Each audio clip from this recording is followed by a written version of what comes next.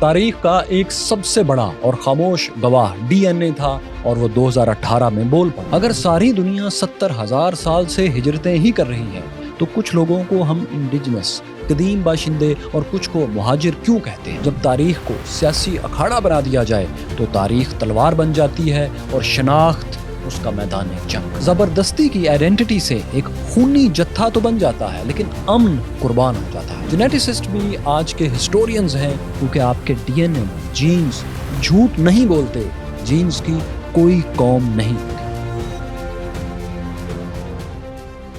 कैसे हैं दोस्तों, मैं फैसल उड़ाइच। कहते हैं इंसान ने 70,000 साल पहले अफ्रीका की मिट्टी को अलविदा कहा था और फिर वक्त की धुंध में सफर करता हुआ पूरी दुनिया में बिखर गया। यूं इस हकीकत ने जन्म लिया कि आज का हर इंसान दरअसल एक मुहाजिर है, एक खामोश इमिग्रेंट है। मगर फिर भी लीगल एक्सपर्ट्स और मौर्रखीन जब इंसानी काफिलों को दर्ज करते हैं तो वो सिर्फ मंजिलें नहीं देखते, वो ये भी खोजते हैं कि कौन सबसे पहले कहाँ पहुंचा था और किसने बाद में उस जुग्राफिये का दरवाज़ा खटखटाया था। वो यूं कि जिस जगह पर इंसानों का कोई काफिला, कोई ग्रोह सबसे पहले पहुंचा और फिर सैकड़ों या हज़ारों साल तक तसलसल के साथ वहीं रहा और आज तक वहाँ है, इस ग्रुप के तमाम मेंबर्स को इंडिजिनस पीपल कहेंगे, ख्वाह उनकी तादाद 100 हो या 1 करोड़ या 10 करोड़। उर्दू में इन्हें कदीम बाशिंदों का नाम दिया जाता है। मिसाल के तौर पर अमेरिका में इंडियन ट्राइब्स या जिन्हें नेटिव्स कहते हैं, ऑस्ट्रेलिया के एबोरिजिनल्स, अरब में फ़लस्तीनी और हिंदुस्तान में द्राविडियंस और हड़प्पन्स इंडिजिनस पीपल हैं। लेकिन जो लोग इनके बाद इसी एरिया में आए, इन एरियाज़ में आए और वो भी सदियों और हज़ारों साल से यहीं रह रहे हैं, उन्हें इस ज़मीन के सरज़मीन के सिटीजन्स बाशिंदे तो कहा जाता है लेकिन इंडिजिनस या कदीम बाशिंदे नहीं कहा जाता। इन्हें एंथ्रोपोलॉजिस्ट और हिस्टोरियंस मुख्तलिफ कैटेगरीज में रखते हैं जिसकी बुनियाद ये होती है कि ये लोग किस तरह इस जुग्राफिये में, इस इलाके में दाखिल हुए थे। जैसा कि अगर वो हमलावर थे, लश्कर कशी करते हुए, अटैक्स करते हुए आए तो इन्हें इन्वेडर्स कहा जाएगा। पुरअमन हिजरत करते हुए यहाँ दाखिल हुए तो इन्हें माइग्रेंट्स या सेटलर्स कहा जाएगा। लेकिन अगर बाहर से आकर मुकामी लोगों पर इन्होंने आर्जी हुकूमत कायम की, ज़बरदस्ती की और वसाइल लूट कर किसी और जगह पर ले जाने लगे तो इन्हें कॉलोनिस्ट कहा जाएगा। अगर इंडिजिनस और बाद में आने वाली कौमें हज़ारों साल से एक ही जुग्राफिये में रह रही हों तो अब इस बात से कोई फ़र्क नहीं पड़ता कि कौन इंडिजिनस था और कौन माइग्रेंट। अगर कोई कॉलोनियल पावर हुक्मरान नहीं है तो ये सिर्फ एक एकेडमिक बहस होगी कि किस पीस ऑफ लैंड पर सबसे पहले कौन आया था और बाद में कौन किस तरह आया था। लेकिन क्या करें कि दुनिया एक बार फिर एक्सट्रीम राइट विंग की तरफ टर्न ले चुकी है। रिवाइवलिस्ट आइडियोलॉजीज रखने वाले, वक्त का पहिया पीछे की तरफ, माजी की तरफ फेरने की नाकाम कोशिशें करने वाले ताकत की सीटों पर आकर बैठ गए हैं। ऐसे में कई जगहों पर ये डिबेट्स छिड़ गई हैं और पावर पॉलिटिक्स का हिस्सा बन गई हैं कि उनके इलाकों में कौन इंडिजिनस है और कौन सेटलर या इन्वेडर या इमिग्रेंट या कॉलोनिस्ट। अना की तस्कीन के लिए पावरफुल ग्रुप्स खुद को इंडिजिनस साबित करने और इंडिजिनस लोगों में से एक ग्रुप को इन्वेडर्स साबित करके अलग करने की कोशिशों में जुट गए हैं। इस तरह की बहस का एक गर्मा गर्म मैदान भारत में भी सज चुका है। यहाँ के हिंदुत्व के मजहबी राइट विंगर्स खुद को आर्यंस कहते हैं और उन्होंने दावा कर दिया है कि बर्रे सगीर जो कि दरिया सिंध और गंगा जमुना की ज्वाइंट सिविलाइजेशन का जुग्राफिया है, यहाँ के इंडिजिनस लोग आर्यंस ही हैं, बल्कि इस खित्ते के तमाम लोग दरअसल आर्यंस हैं। वही इस खित्ते में सबसे पहले आए थे और जब आए थे तो यहाँ कोई और तहजीब मौजूद ही नहीं थी। ये पहले लोग थे। इन्हीं पहले आने वाले आर्यंस ने यहाँ एक कल्चर और तहजीब की बुनियाद रखी थी। इंडस वैली सिविलाइजेशन के लोग, हड़प्पन्स और मोहनजोदड़ो के लोग और साउथ इंडिया के द्राविडियंस भी आर्यंस ही थे उनके मुताबिक। वो कहते हैं ये कोई अलग रेस नहीं थे। फिर सिर्फ यही नहीं बल्कि इनके मुताबिक हिंदुस्तान से ही आर्यंस हिजरत करके वेस्ट में यूरोप की तरफ गए थे और वहाँ फिर जो लोग फले फूले वो दरअसल इन्हीं की अगली नस्लों में से हैं। इनके मुताबिक यूरोपियन सिविलाइजेशन और कल्चर भी दरअसल हिंदुस्तानी आर्यंस कल्चर ही की तरक्की याफ्ता शक्ल है और इन्हीं लोगों की हिजरत की वजह से वहाँ पर कायम हुआ। इस एक्सट्रीम पॉइंट ऑफ व्यू के मुकाबले में दूसरा नुक्ता नज़र लिबरल लेफ्ट विंग का है। ये कहते हैं कि आर्यंस हिंदुस्तान के कदीम बाशिंदे, इंडिजिनस पीपल नहीं थे, बल्कि ये नोमेड्स, खानाबदोश थे जो घोड़ों और रथों पर बैठकर तकरीबन 4000 साल पहले सेंट्रल एशिया के रास्ते हिंदुस्तान में दाखिल हुए थे। जिन बरसों में, जिन वक्तों में हिंदुस्तान के जोग्राफिए में आर्यंस दाखिल हो रहे थे, उस वक्त यहाँ पहले से दो बहुत बड़े इंडिजिनस ग्रुप्स मौजूद थे। एक दरिया सिंध के किनारे इंडस वैली सिविलाइजेशन के लोग थे, जिनकी तहजीब बड़े बड़े शहरों का कल्चर लिए हुए थी, और दूसरी साउथ इंडिया में थी, जिसे द्राविडियंस कहते हैं, जो एक देहाती कल्चर था। इसमें एग्रीकल्चरल वैल्यूज डोमिनेट करती थी। ये दोनों आपस में मिली हुई तहजीबें भी थीं, और ये दोनों इंडिजिनस रेसेस थीं, यहाँ हजारों साल से मौजूद थीं। इन्हीं की मौजूदगी में आर्यंस बाद में यहाँ आए, और इन्होंने नॉर्थ इंडिया में एक नई गंगा जमनी तहजीब की बुनियाद रखी। इसी तबके ने रफ्ता रफ्ता बाकी हिंदुस्तानियों को भी, मुख्तलिफ नस्लों को, अपने कल्चर से और अपनी हार्ड पावर से इन्फ्लुएंस किया, जिससे फिर एक नई सिविलाइजेशन इवॉल्व हुई, जिसे अब हिंदू तहजीब कहा जाता है। मुख्तसरन ये कि लिबरल पॉइंट ऑफ व्यू के मुताबिक हिंदुस्तान की सारी आबादी ना तो एक नस्ल है, और ना ही तमाम लोग यहाँ इंडिजिनस हैं। तो ये है दोनों तरफ का मुख्तसर पॉइंट ऑफ व्यू। अब बात यूं है साथियों कि दरअसल इस मॉडर्न गर्मा गर्म डिबेट की जड़ें कॉलोनियल दौर में पैवस्त हैं, वहाँ जुड़ी हुई हैं, यानी 19वीं और 20वीं सदी में, जब अंग्रेज हिंदुस्तान पर काबिज थे। ये दौर 18th सेंचुरी के मिड से लेकर 1947 तक तकरीबन 200 बरस पर फैला हुआ है। आर्यंस की इस कहानी को समझने के लिए हमें कॉलोनियल दौर के एक वाक्य को देखना होगा। दरअसल 18th सेंचुरी के आखिर तक British East India Company Bengal और बिहार समेत हिंदुस्तान के एक बड़े जुग्राफिए पर काबिज हो चुकी थी। अंग्रेज इस कोशिश में थे कि मुकामी लोगों की तारीख, कल्चर और जुबानों को पूरी तरह समझें, ताकि उन पर हुकूमत करना इनके लिए आसान हो जाए। उसी दौर में 1783 में एक 37 साल 37 ईयर्स ओल्ड अंग्रेज William Jones Calcutta supreme court में जज बनकर आया।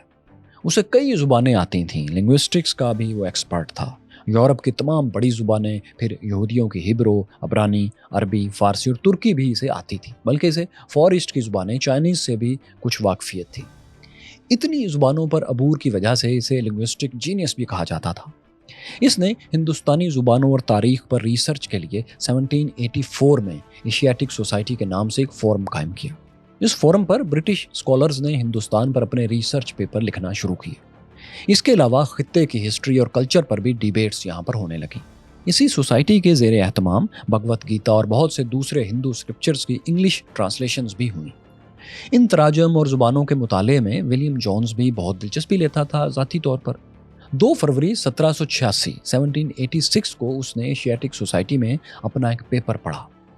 उसने कहा, संस्कृत जुबान की ग्रामर और वर्ब्स यूरोप की दोनों बड़ी जुबानों यूनानी और लातीनी से मिलते जुलते हैं, और ये महज इत्तेफाक नहीं हो सकता, बल्कि ऐसा लगता है कि ये एक ही मुश्तरका सोर्स, एक ही कॉमन लैंग्वेज से निकली हुई जुबानें हैं।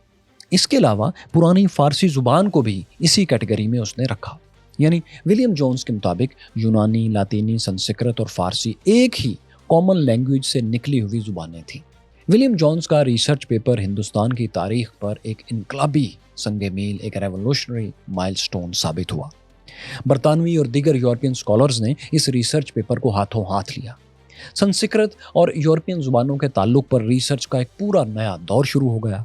कुछ ही अरसे में ये बात हतमी तौर पर एस्टेब्लिश हो गई कि ये तमाम जुबानें एक ही ओरिजिनल सोर्स से निकली हैं। अब यहाँ लेकिन एक और सवाल भी पैदा हो गया, वो ये कि पहली मुश्तरका ओरिजिनल जुबान, कॉमन लैंग्वेज बोलने वाले लोग कौन थे? अब साथियों, ये वो दौर था जब इस सवाल के जवाब के लिए ज़्यादा आर्कियोलॉजिकल एविडेंस तो मौजूद नहीं था, फिर अंदाज़ों और थ्योरीज तक ही बात चलाई जा सकती थी। तो स्कॉलर्स ने ये फ़र्ज़ कर लिया कि ओरिजिनल ज़ुबान बोलने वाले तमाम लोग भी किसी एक ही नस्ल से, एक ही रेस से ताल्लुक़ रखते होंगे। इस फर्जी एक नस्ल के मुतल्लिक मज़ीद जानने के लिए ख़ास तौर पर हिंदुओं के सबसे पुराने स्क्रिप्चर ऋग्वेद और ईरानी स्क्रिप्चर अवेस्ता का जायज़ा लिया गया। इन दोनों किताबों में अपने मानने वालों के लिए आर्या का नाउन इस्तेमाल हुआ था। इससे समझ लिया गया कि वो एक नस्ल, एक रेस जो यहाँ की कदीम और असली ज़ुबान बोलने वाली थी, वो आर्या लोग ही थे। और एक ज़ुबान में जड़ें मौजूद होने की वजह से आर्यंस के साथ ईरानियों को और यूरोपियंस को भी मिला लिया गया और सबको आर्या ही कहा गया। यही टर्म जब बरतानिया और यूरोपियन ममालिक में पहुंची तो आर्या आर्यंस बन गए। मतलब इस सारी थ्योरी की बुनियाद सिर्फ संस्कृत ज़ुबान और यूरोपियन ज़ुबानों की ग्रामर और वर्ब्स के मिलते जुलते होने पर कायम थी। सो क्या हुआ कि जब उस वक्त की हद तक आर्यन नस्ल की बात एस्टेब्लिश हो गई तो यहाँ से फिर एक तीसरा सवाल पैदा हुआ। वो ये कि अगर इंडो यूरोपियन लोग, हिंदुस्तानी लोग यहाँ के और यूरोप के लोग और ईरानियन, ये सब लोग आर्यंस हैं, तो फिर इनका ओरिजिन क्या है? क्या ये हिंदुस्तान के दरियाओं के गिर्द रहने वाले इंडिजिनस लोग हैं, या फिर यूरोप के रहने वाले हैं, या फिर ये कहीं और से आए हैं? कहानी शुरू कहाँ से हुई थी और ये कहाँ तक फैले हैं? इन लोगों का असली वतन क्या है? अब ये वो सवाल थे और मसला ये था कि उस वक्त तक तो हिस्टोरियंस के पास आर्कियोलॉजी या डीएनए की शक्ल में कोई बायोलॉजिकल सबूत नहीं था और ना वो इसे चेक कर सकते थे। लेकिन फिर भी एक ब्रिटिश स्कॉलर मैक्स मुलर ने मालूम तारीख को सामने रखते हुए एक इंटेलिजेंट गेस किया। उन्होंने थ्योरी पेश की कि आर्यंस दरअसल सेंट्रल एशिया में किसी जगह आबाद थे, फिर वहां से ये लोग मुख्तलिफ सिमतों में हिजरत करते चले गए। इनमें से एक ग्रुप मगरिब में यूरोप की तरफ चला गया और इसकी अगली नस्लों ने यूनानी और लातीनी तहजीबों की बुनियाद रखी। दूसरा ग्रुप सेंट्रल एशिया के जुनूब मशरिक में ईरान और हिंदुस्तान में आकर आबाद हो गया। यही वजह है कि यूरोप की और ईरान और इंडिया की जुबानें आपस में मिलती जुलती दिखाई देती हैं और बताती हैं कि ये सब एक ही ग्रुप के बिछड़े हुए बच्चे हैं। इस रिसर्च का नतीजा एक और नए सवाल की शक्ल में निकला। अब स्कॉलर्स के सामने ये सवाल था कि क्या हिंदुस्तान में बसे हुए तमाम लोग ही आर्यन रेस से ताल्लुक़ रखते हैं, आर्यन नस्ल के हैं, या इनमें दूसरी रेसेस भी मिक्स्ड हैं? इसका जवाब एक British scholar Francis White Ellis ने दिया। वो ईस्ट इंडिया कंपनी के तहत मद्रास प्रेसिडेंसी में सिविल सर्वेंट भी था। उसने हिंदुस्तान में अपनी तैनाती के दौरान साउथ इंडिया की तमिल और दूसरी ज़ुबानों पर तहकीक की और उनका आर्यन की ज़ुबान संस्कृत से मुवाजना किया। फिर वो इस नतीजे पर पहुंचा कि तमिल, मलयालम, कन्नड़ा, तेलुगु और दीगर ज़ुबानें जो साउथ इंडिया में बोली जाती हैं, उनका स्ट्रक्चर आपस में तो मिलता है, लेकिन संस्कृत से साउथ इंडिया की ज़ुबानों का कोई ताल्लुक साबित नहीं होता। बस संस्कृत के चंद अल्फाज इन ज़ुबानों ने आपसी मेल जोल की वजह से अपना लिए हैं, मगर इनकी ग्रामर, इनके वर्ब और जेंडर के लिए जिस तरह ये ज़ुबानें इस्तेमाल होती हैं, इनका तरीका संस्कृत से बिल्कुल मुख्तलिफ है। यानी साउथ इंडिया की ज़ुबानें किसी भी तरह संस्कृत से कोई ताल्लुक नहीं रखती। मतलब ये एक और नस्ल है और संस्कृत बोलने वाले आर्यंस किसी और रेस से हैं, किसी और जगह से आए हैं।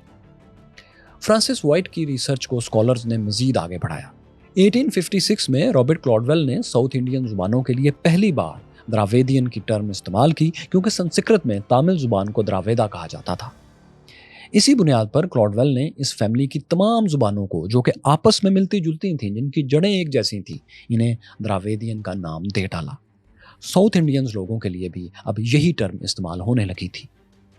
दूसरी तरफ ऊपर नॉर्थ इंडियन लैंग्वेजेस पर मुसलसल रिसर्च से ये बात पता चल रही थी कि वहाँ बोली जाने वाली कई ज़ुबानें दरअसल संस्कृत से वाकई निकली हैं, यानी इंडो आर्यंस हैं। इनमें पंजाबी, सिंधी, हिंदी, कश्मीरी, बंगाली, गुजराती और मराठी समेत कई ज़ुबानें शामिल थीं। हत्ता कि उर्दू को भी इंडो आर्यन लैंग्वेजेस की कैटेगरी ही में रखा जाता है, क्योंकि इनमें फ़ारसी की बहुत आमेजिश है और फ़ारसी भी इंडो यूरोपियन लैंग्वेज ही है, क्योंकि इसकी और संस्कृत के रूट्स एक ही जगह पर पाई गई हैं।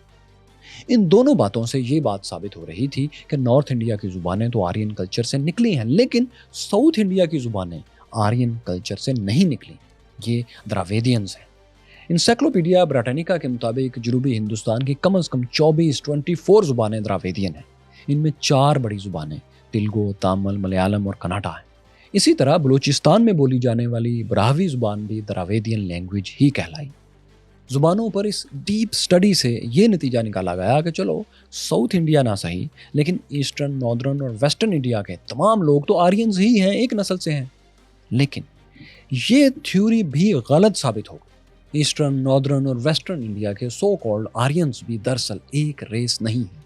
इनको एक मदर लैंग्वेज की वजह से एक नस्ल, एक रेस समझने की थ्योरी कॉलोनियल दौर ही में गलत साबित होने लगी थी।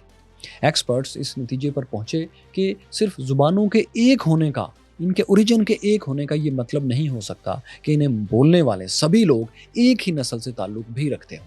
बल्कि ये लोग तो जो सेंट्रल एशिया से आए थे, ये जब सेंट्रल एशिया में रह रहे थे, अभी हिंदुस्तान में नहीं आए थे, तब भी ये एक नस्ल नहीं थे।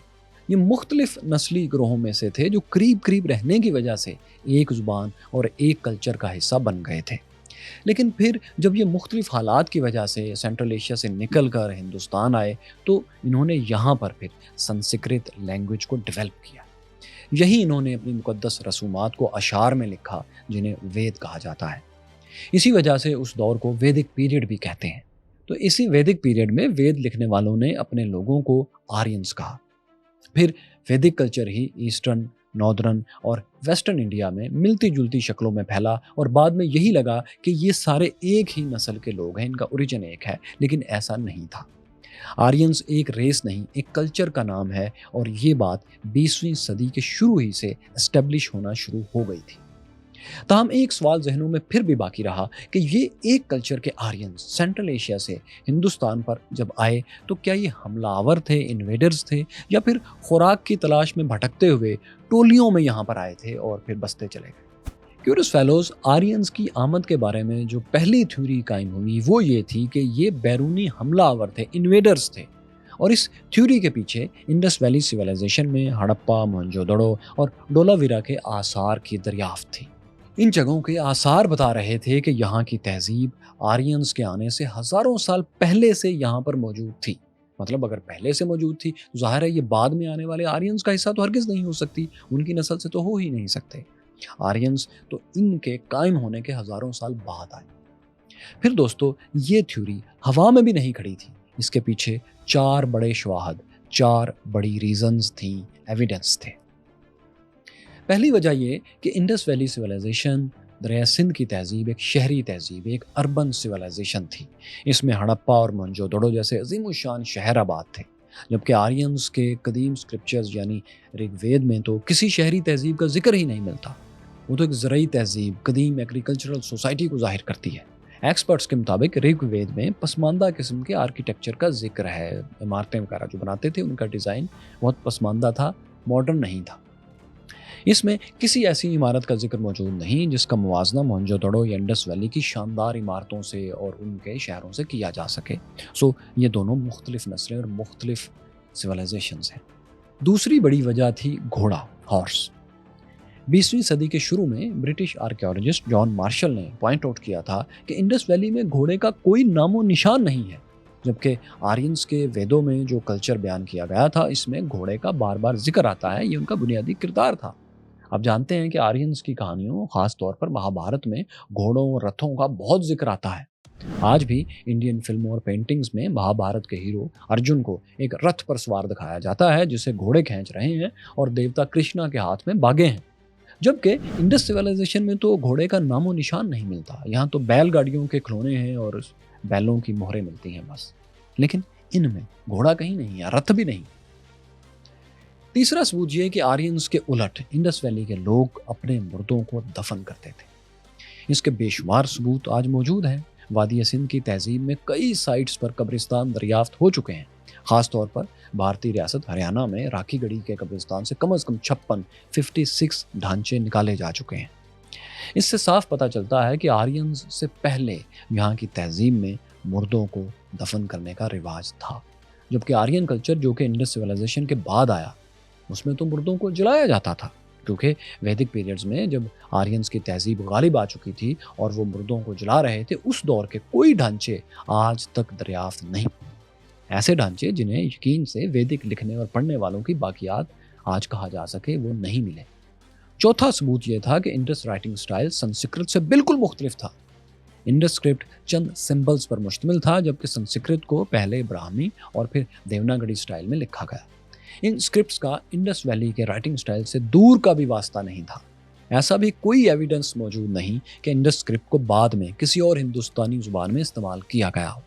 اگر انڈس سیویلائزیشن کے لوگ آرینز ہی تھے، اس تھیوری کو مان لیا جائے، تو پھر ان کا اسکرپٹ ان کے سیویلائزیشن کے زوال کے ساتھ ہی غائب نہیں ہونا چاہیے تھا. اسے تو آرینز کو جاری رکھنا چاہیے تھا، جبکہ ایسا تو نہیں ہوا. ہم جانتے ہیں کہ انڈس ویلی سیویلائزیشن کے زوال کے ساتھ ہی اس کا اسکرپٹ بھی ختم ہو گیا. آج اسے کوئی نہیں پڑھ سکتا. اس کا یہی مطلب ہے کہ انڈس ویلی اسکرپٹ جس زبان سے بھی تعلق رکھتا تھا وہ کم از کم انڈو آرین لینگویج ہرگز نہیں تھی. دوستو، ان چاروں ایویڈنسز، اسکرپٹ، ڈھانچوں، گھوڑوں اور مذہبی ٹیکسٹ سے اسٹیبلش ہو رہا تھا کہ انڈس اور آرین سیویلائزیشنز تہذیبیں مختلف ہیں.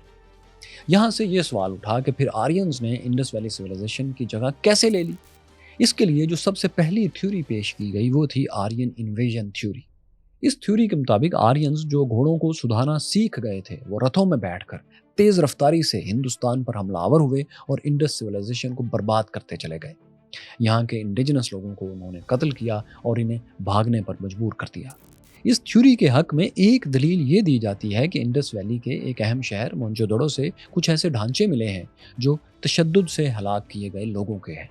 इनमें कुछ ढांचे एक ही घर में पास पास पड़े हुए मिले हैं। एक औरत का ढांचा एक तालाब की सीढ़ियों से मिला है। लगता है कि ये लोग वो थे जो शहर से जान बचाकर भागने की कोशिश में मारे गए। इसी जगह के पास से ऐसे पुराने औजार और चंद तलवारें भी मिली हैं जो इंडस वैली से ताल्लुक नहीं रखती थी। यानी कोई बाहर से हमलावर आया था जिसके ये हथियार वहां रह गए थे जब वो इन लोगों को मार रहा था और तारीख का रिकॉर्ड बन गए। खुदाइयों के दौरान एक ऐसी खोपड़ी भी मिली है जो इंडस वैली के लोगों से कुछ अलग थी। ये हमलावरों में से किसी एक की हो सकती है और मंगोलियन स्टाइल की ये खोपड़ी थी। यानी इसके चेहरे की हड्डियां, इसकी खोपड़ी छोटी और चौड़ाई लिए हुए थी, जबकि इंडस के लोगों की अमूमी साख्त कम चौड़ाई वाली और नाक के तंग दहाने वाली होती है। इस मुख्तलिफ खोपड़ी को देखकर यह समझा गया कि यह किसी हमलावर की खोपड़ी थी जो हमले के दौरान या इसके करीब कहीं खुद भी मारा गया और उसकी लाश भी यहीं रह गई। दोस्तों, आर्यन इन्वेजन थ्योरी बहुत कन्विंसिंग नजर आती थी। ऐसा एविडेंस भी मौजूद था कि आर्यंस की कुछ ना कुछ झड़पें इंडस वैली के लोगों से जरूर हुई थी, लेकिन पूरी इंडस वैली पर कभी कोई बहुत बड़ा हमला हुआ हो, किसी बहुत बड़े आर्यन लश्कर ने हमला कर दिया हो, इसका सबूत कभी नहीं मिला। चुनाचे आर्यंस के सेंट्रल एशिया से आने वाली थ्योरी में से इन्वेजन को किसी बड़े मुनज़्ज़म हमले को निकाल दिया गया, लेकिन माइग्रेशन वाली थ्योरी वैसे ही बाकी रही। यानी ये तकरीबन तय हो गया कि आर्यंस आए तो बाहर से थे, लेकिन उन्होंने कोई बड़ा मुनज़्ज़म ऑर्गेनाइज्ड हमला नहीं किया जिसमें यहाँ के तमाम लोग उन्होंने मार दिए हों या उन्हें यहाँ से भगा दिया हो। लिबरल इंडियन हिस्टोरियन रमीला थापड़ भी लिखती हैं कि आर्यन इन्वेजन थ्योरी अब क्रेडिबल नहीं रही। लेकिन जो लोग आर्यंस के बाहर से हिंदुस्तान आने वाली थ्योरी के खिलाफ हैं वो अक्सर इन्वेजन और माइग्रेशन दोनों को मिक्स कर देते हैं, एक ही समझते हैं।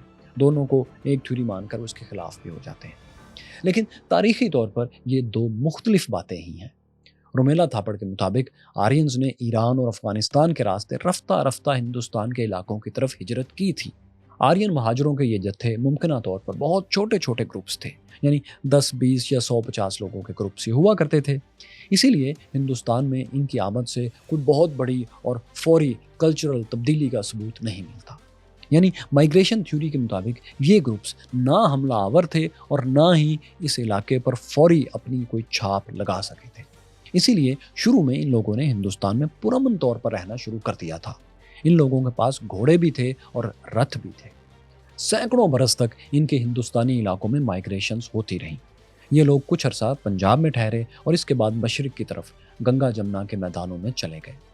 यहाँ उन्होंने रफ्ता रफ्ता नए शहर बसाए और सल्तनतें कायम की। यही वो दौर और यही वो जगह हैं जहाँ उन्होंने वेद याद किए, वेद के अशार लिखे और इन्हें फैलाया।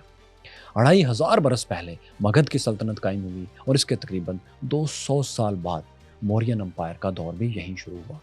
ये नई शहरी तहजीब इन्हीं दरियाओं के नाम पर गंगा जमनी तहजीब कहलाई।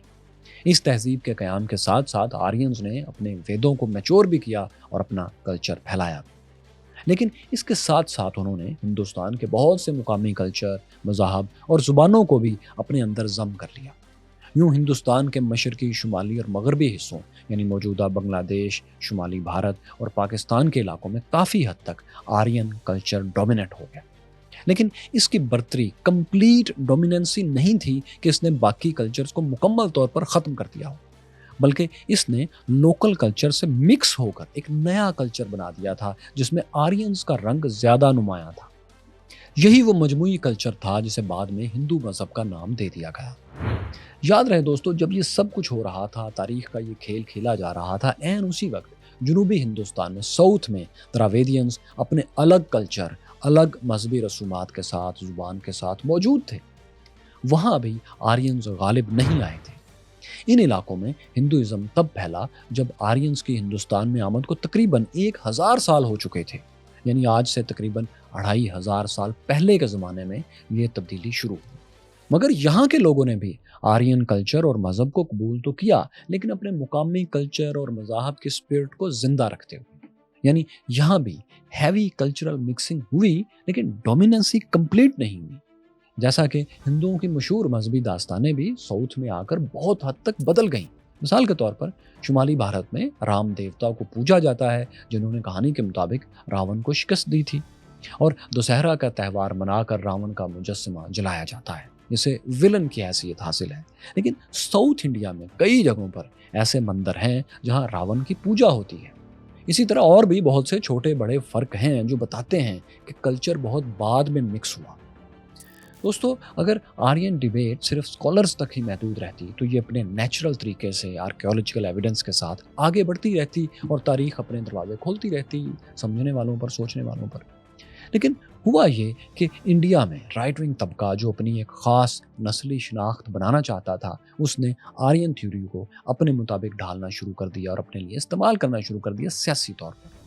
انہوں نے ہندوستان کی آزادی کے بعد خاص طور پر یہ ثابت کرنے کے لیے ہسٹری کو ری رائٹ کرنا شروع کر دیا کہ ویدک پیریڈ والے، وید لکھنے اور پڑھنے والے باہر سے نہیں آئے تھے، بلکہ وہ یہیں کے انڈیجنس لوگ تھے، اور انہیں ہی وید میں آریا یعنی جینٹل مین کہا گیا.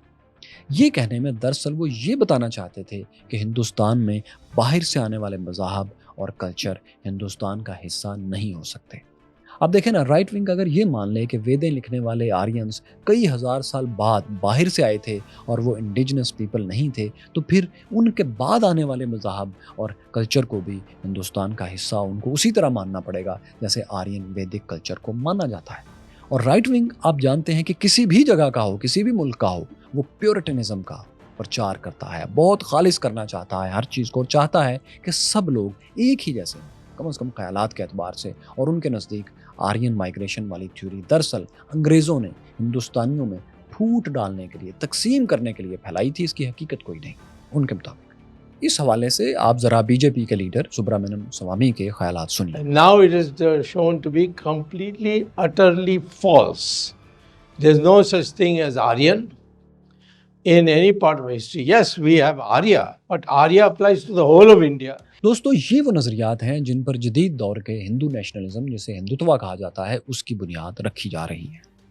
ہندوتوا کا سادہ الفاظ میں مطلب یہ ہے کہ آرینز ہی ہندوستان کے انڈیجنس لوگ تھے، یہ امیگرینٹس، انویڈر، سیٹلر نہیں ہو سکتے. اس لیے صرف ویدک آرین کلچر ہی یہاں کی اصل انڈیجنس شناخت ہے، آئیڈینٹی ہے. اس کے علاوہ دوسرے ببلیکل یا عربی مذاہب اور کلچر یہاں پر دراصل بیرونی حملہ آور لے کر آئے تھے، ان کی یہاں گنجائش نہیں ہے، اور ان کی وجہ سے ہندوستان کا پیور ویدک آرین کلچر خراب ہو رہا ہے. ہندو نیشنلزم پر یقین رکھنے والی ہندوتوا کی سب سے بڑی حامی تنظیم راشٹریہ سویم سیوک سنگھ یعنی RSS کے موجودہ سربراہ موہن بھاگوت کئی بار کہہ چکے ہیں کہ ہندوستان صرف ہندوؤں کا ہے. اسی ہندوتوا کے ایجنڈے پر RSS کام کر رہی ہے، اور اس جماعت کا سیاسی ونگ BJP پارٹی ہے جو 11 سال سے بھارت میں حکومت کر رہی ہے. اس کے وزیر اعظم نریندر مودی نے حکومت سنبھالنے سے بہت پہلے ہی کہہ دیا تھا کہ وہ ایک ہندو نیشنلسٹ ہے. I am a born Hindu, nothing is wrong. So I am a Hindu nationalist. So you can say yes, I am a Hindu nationalist because I am a born Hindu. ان کے مقابلے میں Indian left wing کے liberal intellectuals ہیں جو Aryan migration theory کے ساتھ کھڑے ہیں.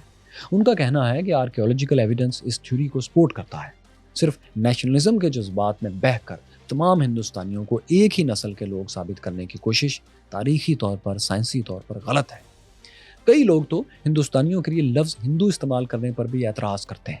جیسا کہ کانگریس کے سینئر رہنما دگ وجے سنگھ نے ایک مرتبہ کہا تھا کہ ہندو کا لفظ ویدوں میں موجود ہی نہیں ہے، اس لیے تمام ہندوستانیوں کو ہندو کہنا غلط ہے. اس کے علاوہ انڈیا کی مشہور اسکالر رومیلا تھاپڑ بھی آرین مائگریشن تھیوری ہی کو درست تھیوری سمجھتی ہیں.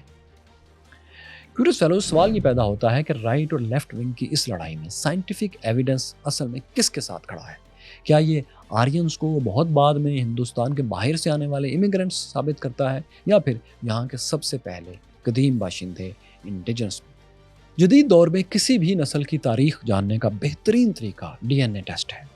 اب تک اس فیلڈ میں جو ریسرچ ہوئی ہے، اس نے کئی متھس کو تہس نہس کر دیا ہے.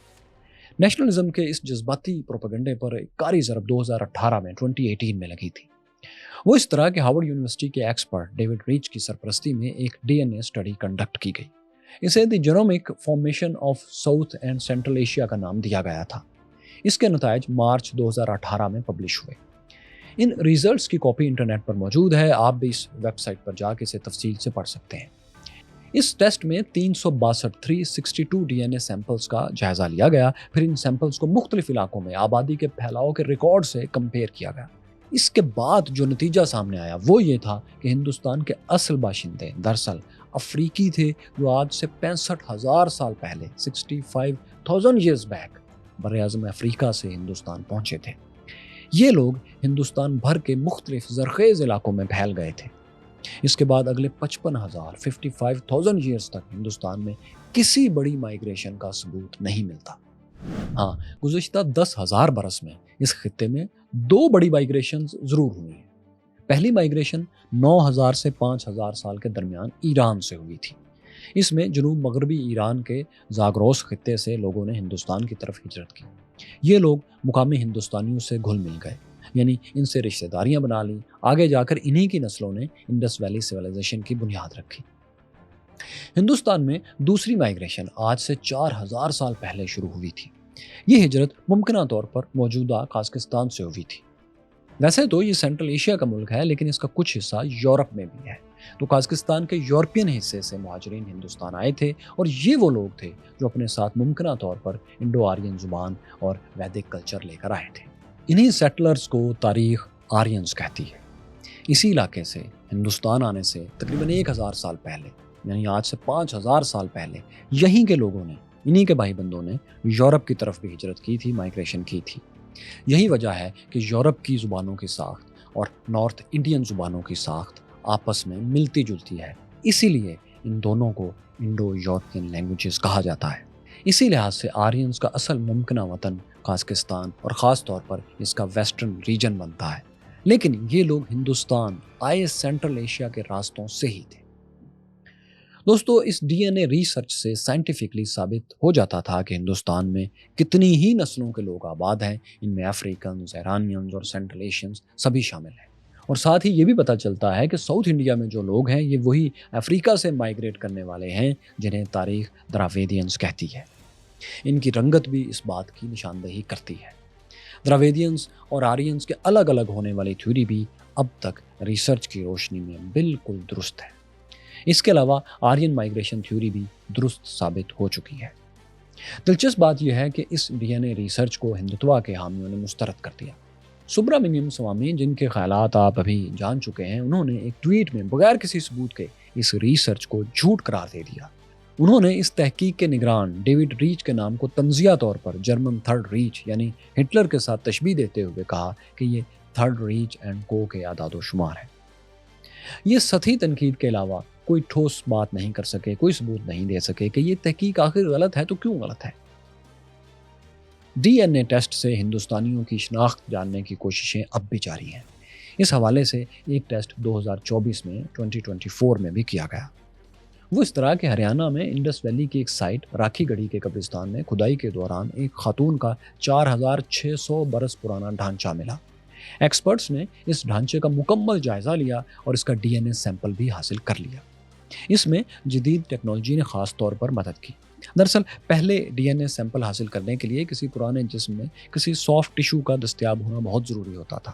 لیکن اب اتنی ڈیولپمنٹ ہو چکی ہے کہ کوئی موٹی ہڈی کا ٹکڑا مل جائے جیسے کھوپڑی کا، تو اس سے بھی قدیم ڈی این اے سیمپل نکالا جا سکتا ہے.